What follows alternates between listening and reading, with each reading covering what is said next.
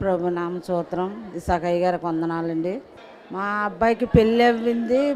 మా కోళ్ళ నీళ్ళు పోసుకుంది. దేవుడికి గర్భఫలం ఇచ్చాడు. వాళ్ళందరూ తరతరాల వాళ్ళు కూడా ఆడపిల్లలే. అలాగే ప్రార్థన చేసుకుని బాగు పుట్టాలా అనేసి అనుకుంది. ఇసాకయ్య గారు మాకు తెలియదు. అప్పుడు తెలియకపోతే రాజమండ్రి నుంచి చెల్లి వచ్చి మీరు ఆ వాక్యం పెట్టుకోండి అని అన్నది. అంటే నేను అప్పుడే పెట్టాను టీవీ. ఇసాకయ్య గారు మీ ఇంటికి వారసుడు రాబోతున్నాడు అన్నారు అయ్యగారు. అవును తండ్రి, దేవుడి స్తోత్రం తండ్రి, మేము వారసుడి కోసమే చూస్తున్నామని మేము ఎంతో గర్వపడ్డాము. ఇంకా మా కోళ్ళ 8వ నెల అప్పుడు.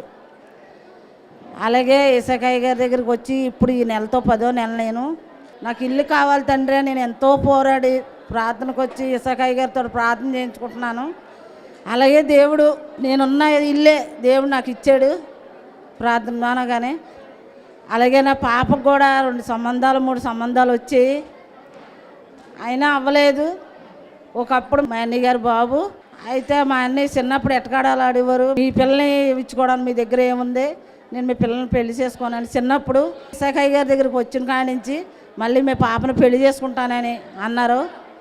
అలాగే పాపకు కూడా పెళ్లి కుదిరింది, నిశ్చితార్థం అయిపోయింది. ఇసాకయ్య గారి దగ్గరికి వచ్చిన కాడి నుంచి నేను గొప్ప కార్యాలు చూశాను. నేను ఈ చిన్న చాచుకుని దేవుడు దీవించిన కాక.